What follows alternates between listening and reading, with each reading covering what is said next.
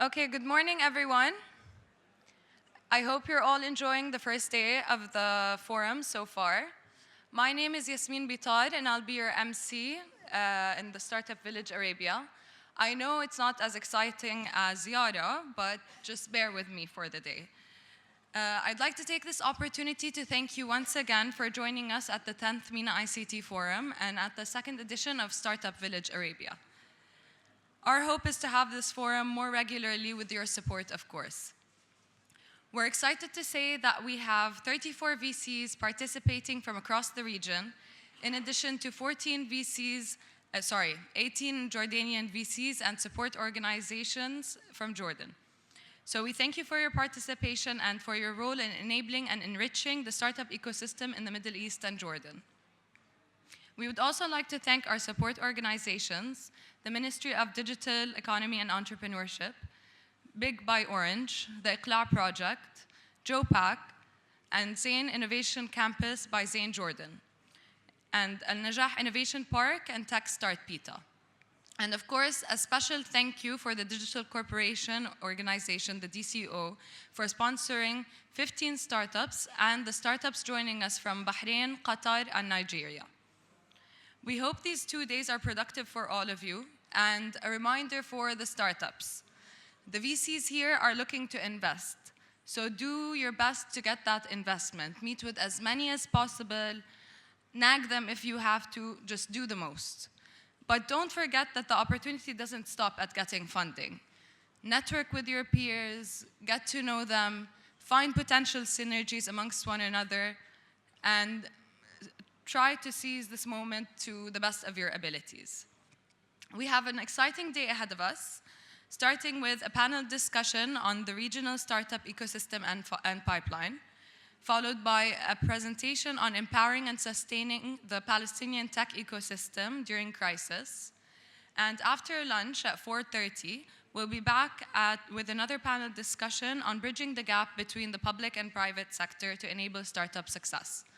And we're ending the day on a very exciting note with a startup pitching competition. Now, before moving on, since it's still early and you might not be familiar with the space yet, I want to remind you that this is Ragadan Hall. Outside, you'll find the Startup Village Arabia booths, after which you'll see the International Pavilion. And after that, you can also find an exhibition area for ICT companies.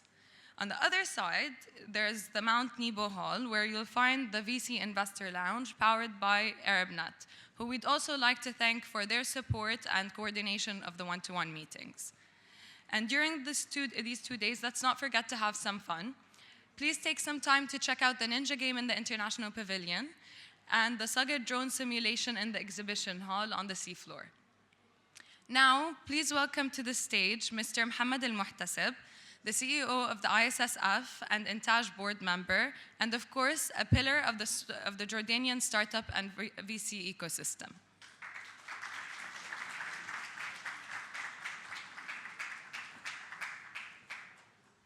Thank you, Yasmin. Good morning. How is everybody today? This is not a keynote speech. I think by now, and certainly over the next couple of days, you'll be speeched out, so I'm not going to bore you with one. I'm here on behalf of Intaj. I'd like to welcome everybody to the 10th edition of the MENA ICT Forum, which is one of the first such events in MENA. We all know the challenges and the opportunities that our region has. I believe that we have so much to build on. We have such a platform to overcome a lot of challenges and realize a lot of those opportunities. The theme of the MENA ICT Forum certainly has always been, and certainly for this edition as well, is collaboration, integration, and working together to solve big problems. Our region is young, it's full of talent, full of ambition, and full of promise. Through networking and through collaboration is how we work together closely. I would like to welcome all our guests, especially those who flew in to Jordan I urge you to enjoy the Dead Sea, enjoy what Jordan has to offer. As Intaj, we are all here to help you. All our staff are marked. As ISSF, please reach out to us if you want us to introduce you to any of our portfolio VCs. If you just want to chat, the ISSF team are here. I'm gonna, for those of you who don't know them, please raise your hands. As you can see, yeah, we are a women-led organization. We're very lucky. Ahlan wa Sahlan, welcome, and enjoy your day and tomorrow. تفضل. Can you stay here?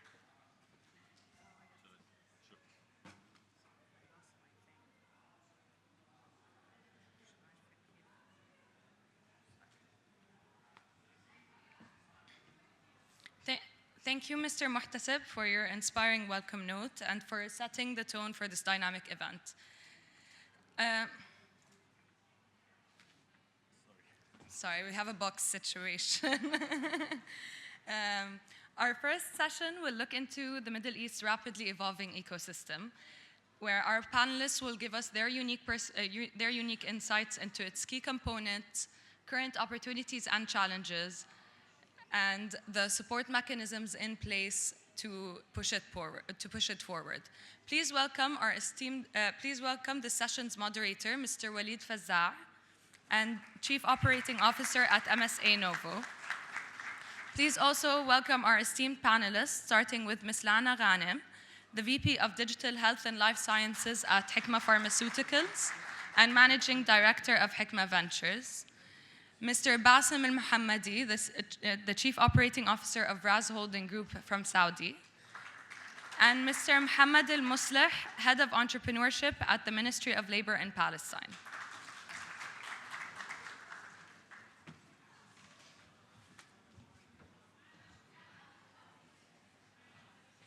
Good morning, everyone.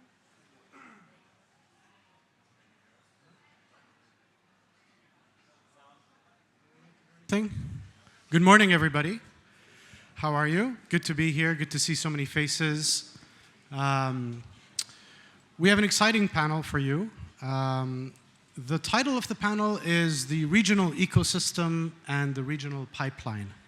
Before we begin the panel, and we want to make this as valuable as possible to the audience, can I get a show of hands of how many entrepreneurs are in this room?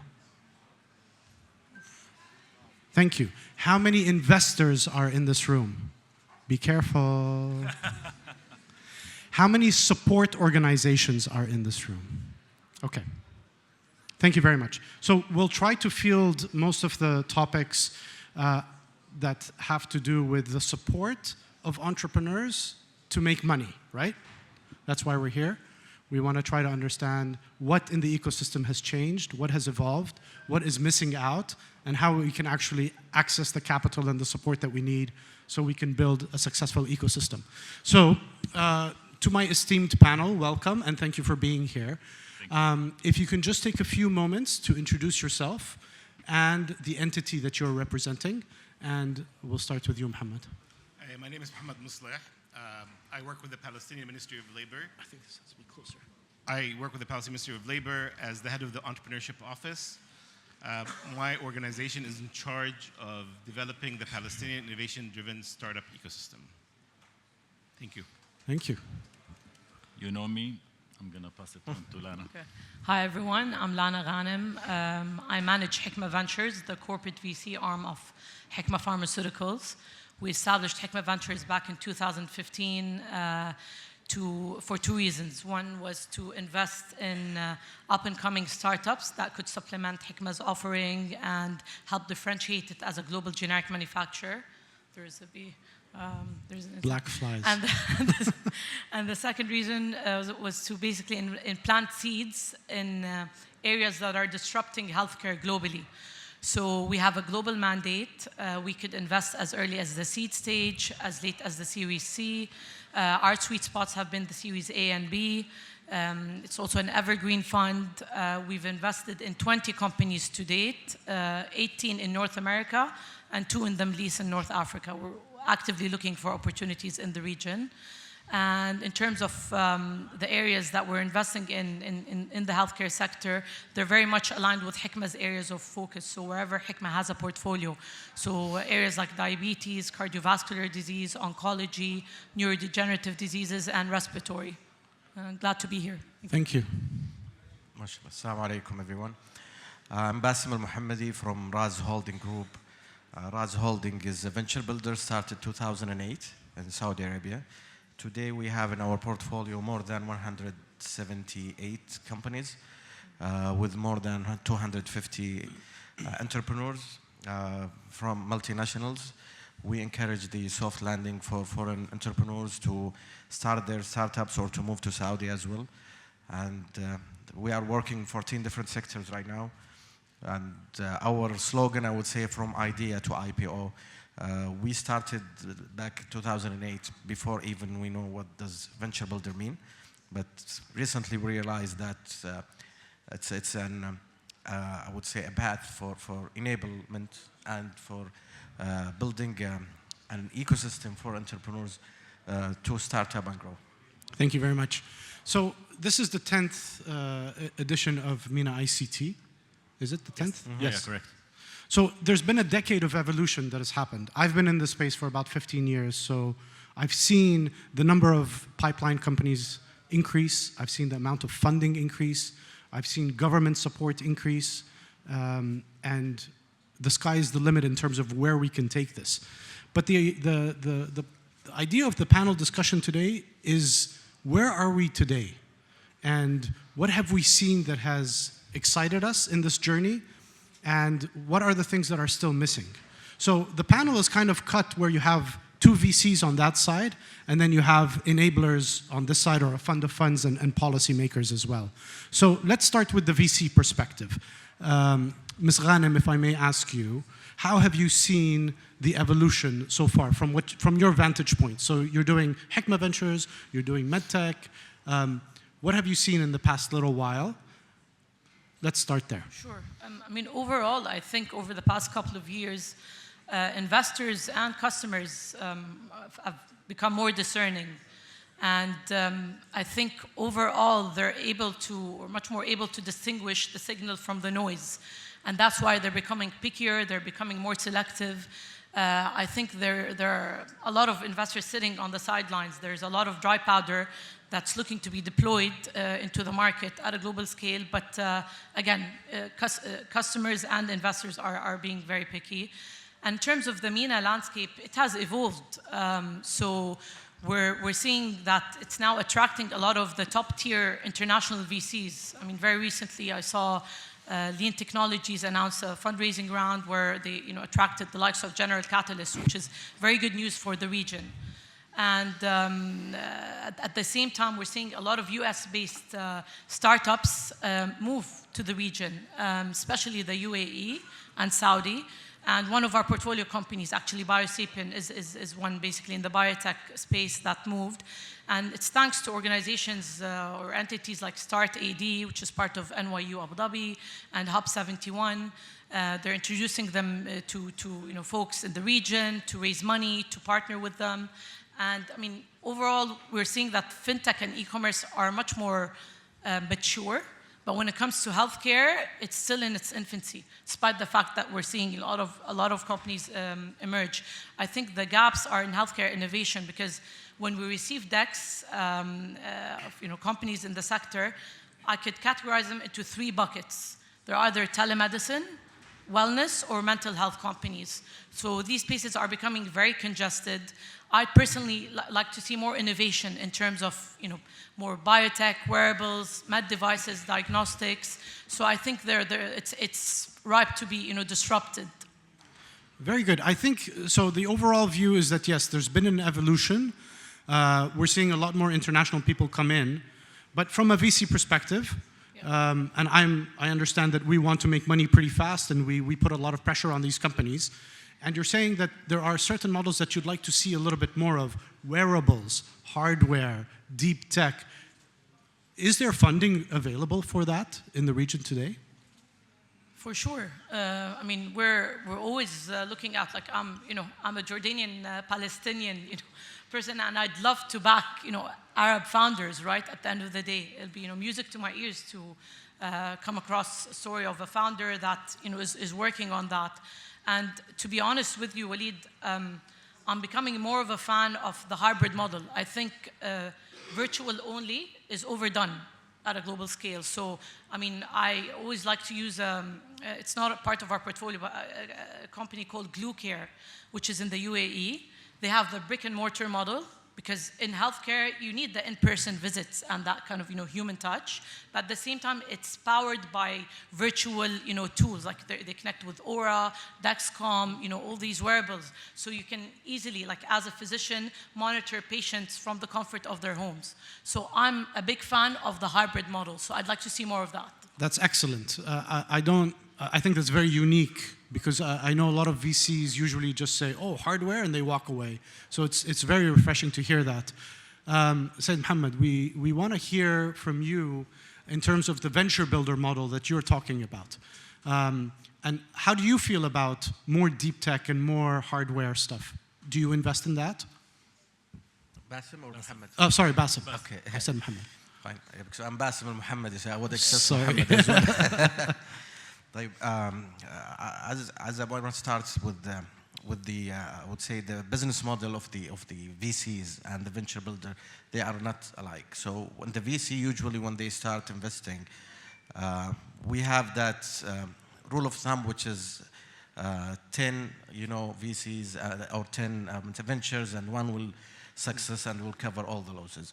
In the venture builder model, it's the opposite way. We are focused on the 9 that didn't succeed, because we want to empower them, make sure that they will grow.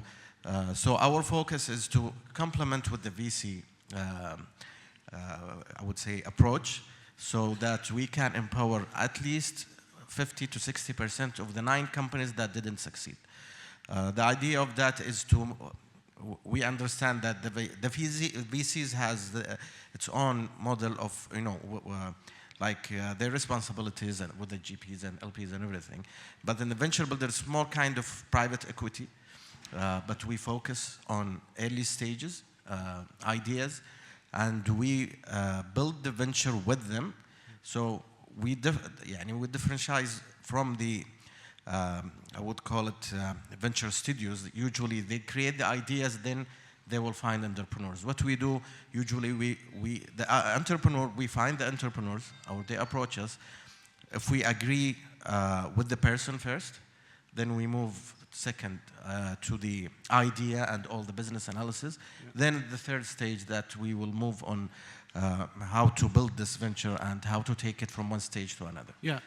How can the people in Jordan here benefit from what you're doing? What are you doing in Jordan that people can probably reach out to you? Okay, today we have a company that is focusing in Jordan and Egypt market with entrepreneurs. We call it Ibda A'malak, start your business. Ibda A'malak. Ibda A'malak. Ibda A'malak is a specialized company to help foreign entrepreneurs to move to Saudi or to as a soft landing services. We are cooperating with the MCIT, Minister of Telecommunication in Saudi, and MISA as well, the Minister of Investment.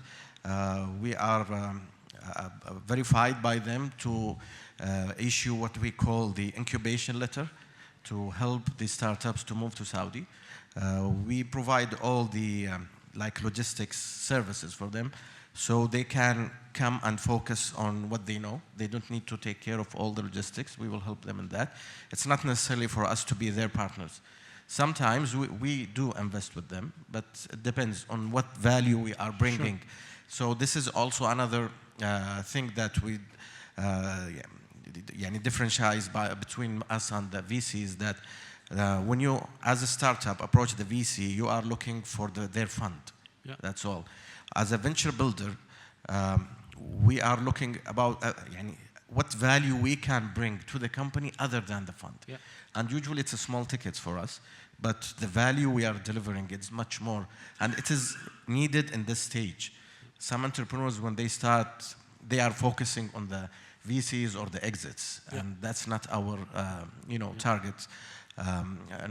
startups or entrepreneurs. Usually what we look for, what value you are creating, how can we add to that value for you? Fantastic. Mr. Al-Muhtaseb, you gave a very positive view in terms of what is happening. Can you give us from your vantage point what you're seeing today? The number of funds, the number of startups, what excites you? What are we looking forward to? Okay. Look, when you're looking at an asset class and a sector... The mic needs to be closer. Thank you. Is this good? When you're looking at an asset class and a sector like the venture capital, because it's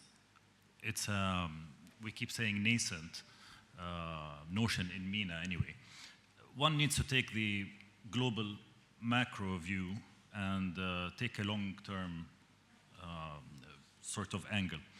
So the acceleration in MENA has really happened the last decade. If you look at what has been happening globally, the funding that, from a venture capital perspective, the funding that happens in MENA, at peak in 2022, I think it was, or 23, sorry, 22, it was about $3.5 or $3.35 billion.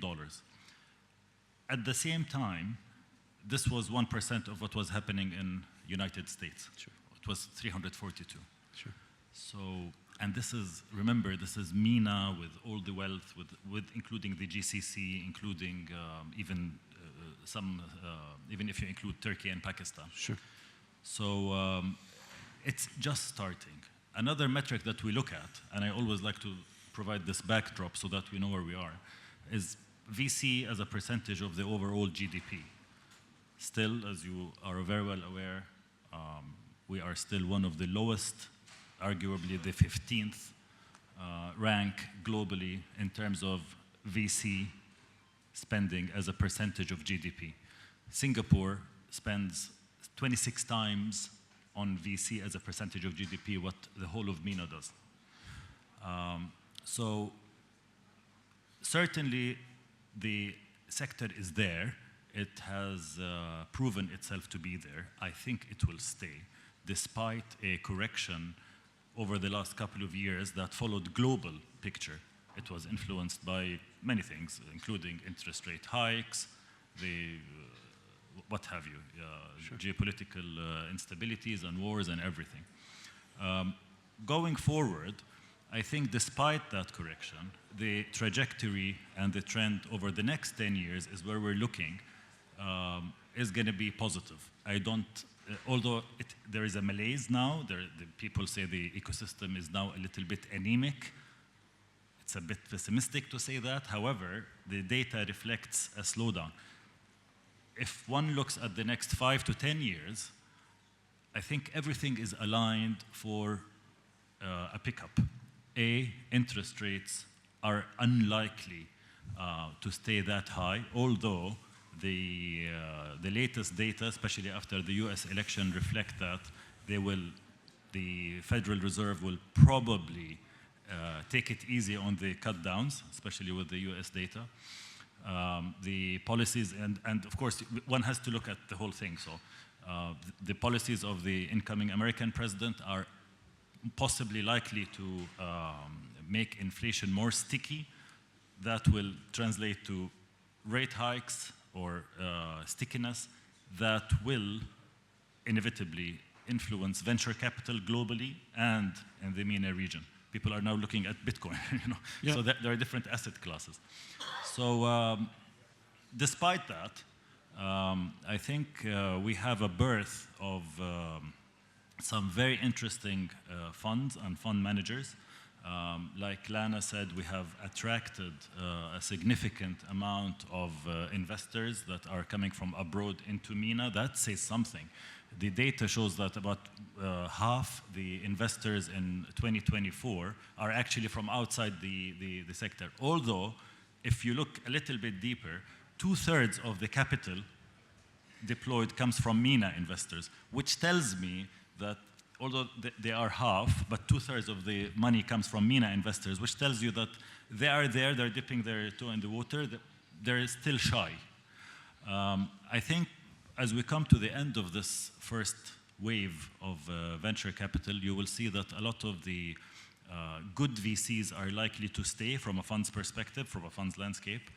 Some VCs are unlikely to be able to raise another fund. I think the managers will just give up because they couldn't raise, it didn't do well, fine, but that's a natural evolution of the market, you know, the survival of the fittest. In Jordan particularly, I think ideally I would like to see more indigenous VCs that come out of Jordan. But the message is you cannot operate in a silo. Yeah. So Clearly. you have to be interconnected Yeah. in the whole region. So Thank you very much. Answers. Speaking about operating interconnectedly and the inability to function as a silo, Mr. Musleh, can you tell us a little bit about what is happening in Palestine? What are you doing in the Ministry of Labor at this moment in time? And how the interaction from Palestine to the world and from the world to Palestine can create a synergy that can move things forward? Great question. May I start this by acknowledging the genocide in Gaza? Yes, everybody needs to acknowledge the genocide. And our prayers for that genocide to stop soon, and hopefully for things to normalize back in Palestine and for everybody to go back to their homes. Thank you for bringing that up, because I feel like we glaze over with what's happening in the world, and I love coming to Jordan because I can express the reality of what's happening. So thank you for making The that. genocide has been normalized, and I think we all have a duty to kind of stand against that. So to understand where we stand today, we need to think a little bit about the past. The innovation-driven entrepreneurship sector in Palestine probably started ahead of many other regions, any places in the region. PITA is a major partner with Intaj on this event, and PITA actually created the PICTI, the Palestinian Innovation and Communication Accelerator, back in 2003. So much ahead of the curve.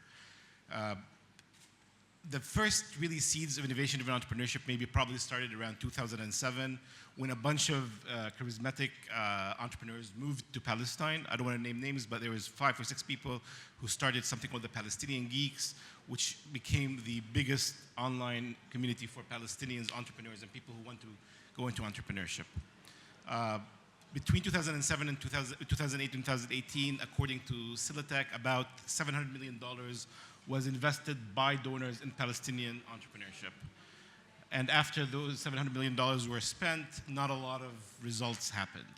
The government elected to create a body that would organize innovation-driven entrepreneurship in Palestine, and that's how the Office of Entrepreneurship was created through the Ministry of Entrepreneurship that became absorbed into the Ministry of Labor. What we're trying to do here is trying to bring the different pillars that create innovation-driven entrepreneurship into a reality. We have a lot of things that are problematic in Palestine. Investment is definitely a huge, massive issue, but it's not necessarily the only issue. Most Palestinian innovation-driven startups that actually had products that were good were able to get funding from Kuwait, from the Emirates, from Saudi Arabia, and other sources. And we have some good stories. What we are trying to create at the Ministry of Labor is the actual end-to-end ecosystem that allows the repetitiveness and the sustainability of innovation-driven entrepreneurship in Palestine. How do we do that? We create more entrepreneurs that are better quality. Our education was top-notch in the region 15 years ago. We need to make sure our education goes up again and becomes competitive. They learn the future of work. They learn what we need to do to create an entrepreneur at the university level, even though the average age for a successful entrepreneur is 38, according to the Boston Consulting Group. But we need them to start early. We need to make sure our Palestinian private ecosystem produces the right subject matter expertise. I want to tie it a little bit to the region. Pre-October 7th, the Ministry of the government was trying to connect the Levant with the Gulf. We had serious doubts about the depth and the breadth of the talent. Palestine is about 4 or 5 million, 6 million people total. We don't have enough people to create innovation-driven startups that can really have global impact. We really felt that we need to connect Ramallah, Al-Quds, with Amman, with Beirut, and hopefully Damascus, when things become better there, with the markets and the funding that comes in the Gulf. That formula itself, with the human talent that the Levant offers, with the funding and the markets that the Gulf offers, with stepping stones to India, Pakistan, and Southeast Asia, we believe that would be the right strategic direction to create serious innovation-driven startups in our region. The Ministry of Entrepreneurship and Digital Economy in Jordan, and Intaj and PITA, they all were part of those conversations, and hopefully we'll be able to really continue those conversations to see the scale and the depth that is needed to help Levantians, Palestinians, Jordanians, Lebanese, Syrians, and the rest of the region come together to really go globally and make a difference. Understood. Thank you. Let's talk about pipeline. I'm going to ask each one of you to just take a minute and tell us what you think of the current pipeline today in terms of specifically HR talent, so human talent that you are seeing. Lana, can we start with you, please? Listen, I mean, this is related also to like something that we're working on with the private and public sector. We're actually seeing a lack of talent in the healthcare sector, right? And we're not just complaining about it, we're doing something about it. So what we've been working on, nothing official yet, but we've been talking to the Ministry of Digital Economy and Entrepreneurship, as well as the Ministry of Health in Jordan. And we've rallied Nat Health, the insurance sector, Biolab, and Abdali Hospital.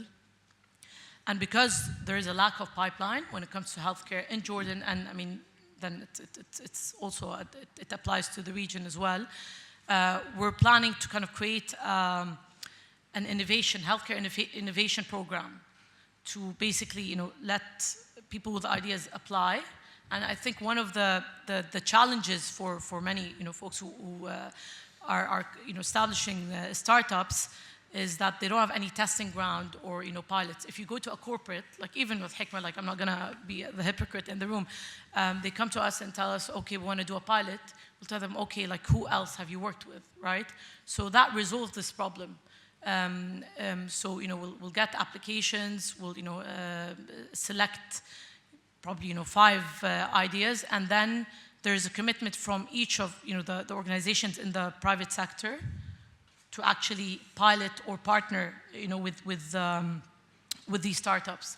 And we've also included HTU as the academic partner, and they have immense talent, and we just want to kind of divert the focus of entrepreneurs from the e-commerce and the fintech sector and ride-hailing, etc., to healthcare, because again, there's a brain drain. We do have the talent, but most of it is going to the US or Europe. Yeah, and Jordan is a natural hub for med tech and for health ecotourism to come here and do stuff. So to capitalize on that, especially with Hikma. When does this kick off?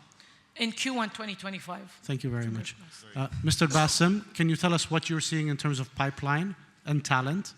Yes, sure. I mean, if you look at the Arab nation now, or the MENA region,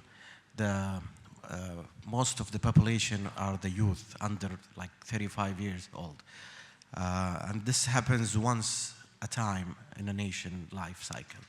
So today we have, I would say, a treasure. As you just saw when you called the entrepreneurs, most of them who raised their hands, they are still early stage, early ages now. And they have the power, the passion. And today the ecosystem is enabling them. Looking back like 20, 25 years, 30 years ago, this wasn't not even available. And right now there is no reason or excuse for anyone not to succeed or success. That's what usually I call, today as we see the entrepreneurship, it's a global approach. It's not only here, and it's connecting the world. I mean, beside the sports, now we have the entrepreneurship, which is a universal language. Sometimes you're going to find startups with multinational from all over the world, and this is another thing that is using the technology, using the facilities available today with the fund and everything will help them to grow. The main thing that they need to just find the right partner, the right ideas, and knock the right doors. I would highlight something connected to the pipeline here.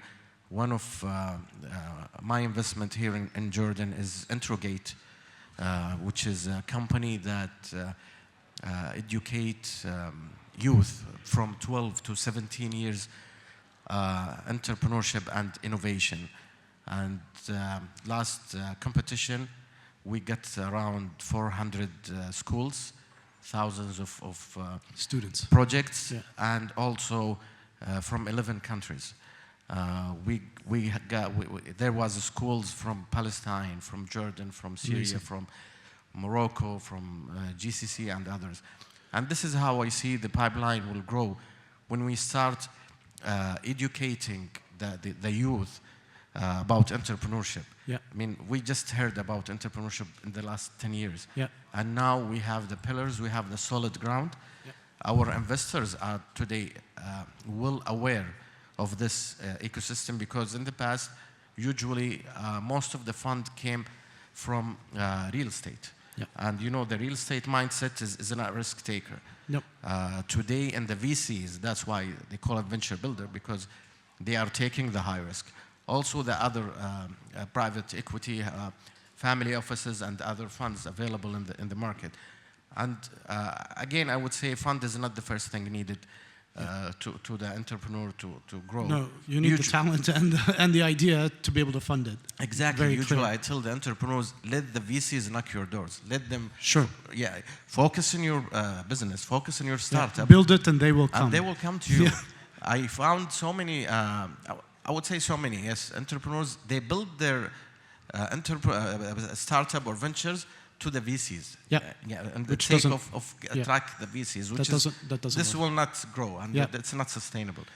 But Thank once you find the right partner, you need to have a partner with Yeah. you as a working co-founder. Yeah. And once you get there, you will see the difference, because this is not a one-man player. Yeah. You have to Build have it as a team. Very between clear. you. And today everything is available, yeah, alhamdulillah, in the Alhamdulillah. region, which Thank is again a great place to start, even Yeah. from Jordan and other places Thank in you the very MENA much. region. Mr. Al-Muhtaseb, both pipeline on direct investments and on VCs, please. Okay. Look, as I said, the pipeline is there, but not everything is investable yet. So I think, particularly in Jordan, we have a challenge on in the early stage of the pipeline. VCs, there are many VCs out there that are fundraising, so there is no shortage of VCs fundraising from an LP perspective. However, there is a challenge in finding skilled VCs. So when you talk about talent, you're just talking about talent now. In my mind, it's not only the talent on the startup level. Talent on the VC level is what I'm much more interested in, being a fund of funds with 90% of our capital allocated to funds. So running a fund is like running a business. It's like running a startup. Yeah. So the same principles apply. And it all starts with people. And people meaning talent, meaning... So there's a lack. You're saying that I think that there is certainly fantastic VCs out there. We are certainly very proud of the 20 plus VCs that we have in our portfolio, every single one of them. We're very lucky, to have been able to invest with them. But a lot of the screening we see that we would expect that by now you would have more maturity, or we look forward to more maturity in the fund manager sector, because that's very important, and that includes being able to add value, not just give money, being able to actually help the startups in terms of market penetration.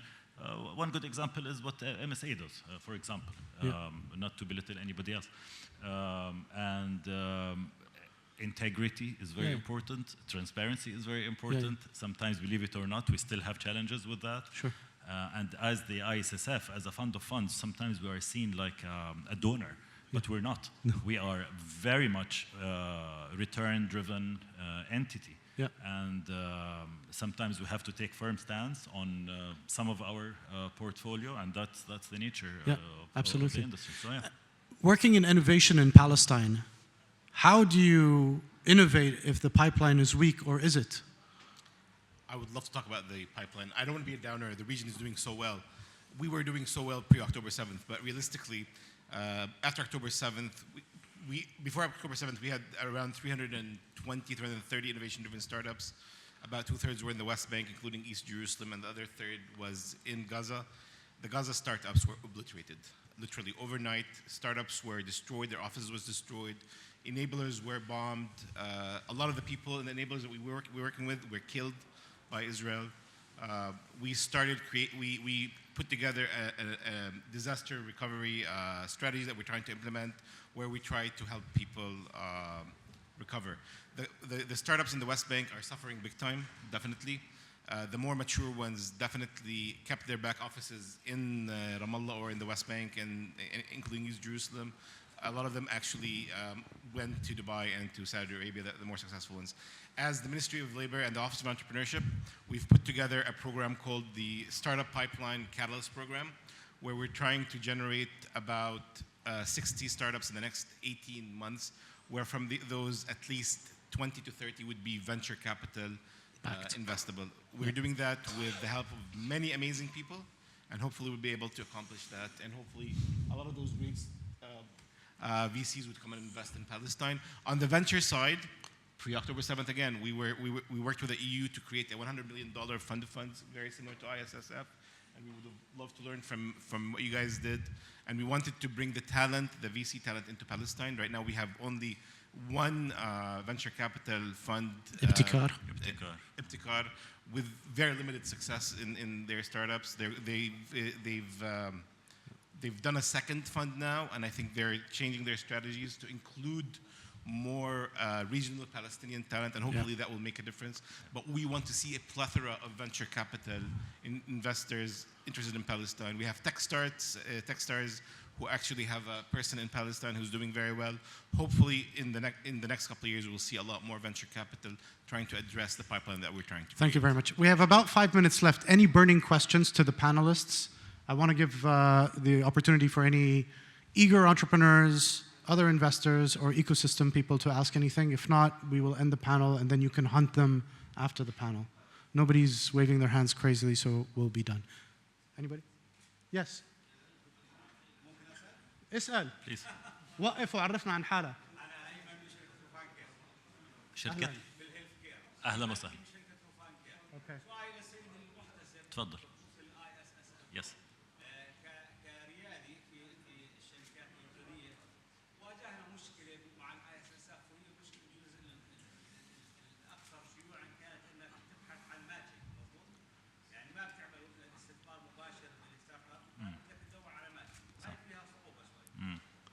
فكان يا ريت إنه لو في إنه فعلا إذا الشركة بتستاهل نسافر فيها نسافر فيها مباشرة. الطرف الثاني للسؤال انه في عندكم الفاندز بالشركات بالفي سيز، مظبوط؟ فهل يعني من وجهه نظر حضرتك انه كان في فائده للشركات الرياديه الاردنيه من الاستثمار، وشو المدى؟ يعني هل فعلا هاي الصناديق اللي استثمرتوا فيها فاندز، هل يعني كان في جدوى للشركات؟ شكرا. Excellent. أشكرك على سؤالينك، أسئلتك الاثنين وأسئلة ممتازة جدا. خليني أجاوبك على first question اللي هو if we go directly, I'm just going to switch to English because إنه شوف ال ISSF was conceived in 2017, all right? And when you looked at the market landscape then, there weren't many venture capital funds in Jordan. There were only 2 or 3, nothing with serious money. So the budget was allocated as follows. We have an investable capital. 10%, only 10% of this investable capital goes to startups. And there are rules to that. You have to have a matching investor or a lead investor. And the ISSF is allowed to look at the due diligence and see if they like it, etc. And they can match up to whatever the lead investor put with a cap of something like $500,000. And the thinking behind that, the rationale, is very sound, because the ISSF, if you suddenly throw so much money in a country like Jordan, you throw $100 million in the market, what you're going to do, you're going to disrupt the market. You're going to disrupt the valuations. You're going to create a lot of things on steroids that are not sustainable in the long term. So 90% of the ISSF fund goes to fund of funds. What we do, we try to partner or invest in the best-in-class funds, and we have a strategy for that. We don't just spray. We look at the whole spectrum from pre-seed all the way to Series B. We make sure our job is to ensure that we have catalytic capital flow into the market. So when we allocate, we make sure that we've allocated strategically across all the stages. So we went out there and we found 20 plus funds in accelerators and incubators مثل Oasis 500, Flat 6 Labs that typically invest early, to other funds that are interested in the seed stage, all the way to growth funds like MSA with Global Ventures and MEVP that are more experts, so that we ensure that the journey is covered from A to Z. Typically, our multiple on whatever we invest in Jordan, all the money that we invest in a fund, for example, like if you allow me to speak about MSA, we've invested in MSA, but they commit to a 3x multiple to Jordan. So if we invest $1, we expect them to invest $3 in Jordan. Yeah. So far, to answer your second question, so far, we've deployed about 32% or 33% of our fund into funds. Those funds have already deployed, يعني أعطيك أرقام. We deployed $32 million into funds as of 30th of September. Those funds invested $81 million directly in Jordanian companies. Okay? If you count them, there are about 112 companies that are qualified as Jordanian companies. So to answer your question, yes, we've invested in about 32 million. We've brought in directly from our funds to Jordanian companies 81 million in 112 companies. If you look at all the funds, the 20 funds that we have, they've all invested in about 515 companies in the Middle East. 112 were Jordanian. So to answer you, yes. As we continue to deploy, we expect, of course, this number to be more catalytic. But what's more interesting, and what the team always looks at, is that we look at, this is what the $81, $82 million that I gave you is directly from fund to SME. However, the total round sizes that we partially partook in, الجولات الاستثمارية, was $130 million. Sorry, $230 million, before Dina corrects me. It was $230 million. So look at the catalytic effect that something like the ISSF creates. It's like a gear on gear, okay? بالdirect bucket, unfortunately, يمكن you were not, maybe you came a bit late, لأنه the bucket is only 10%, and we already invested in 25 companies وما ضل شيء. Yeah. Okay. Yeah. However, but not everybody can be picked, unfortunately. However, when people come and approach us, we say, great, we love to see Jordanian companies, and we automatically, immediately give them link to the funds. with the VCs. Yeah. Walid I gets get bombarded from with them. the team all the time, and so do يعني all they're the other enabling us. بدك تعطي الخبز لخبازه عشان هو يعمل Exactly. شغله. I have to stop because I'm called about but time. I'm happy to talk but we more, can take this offline. Yeah, absolutely. Please help me give a round of applause to our panelists. Thank you very much for helping us.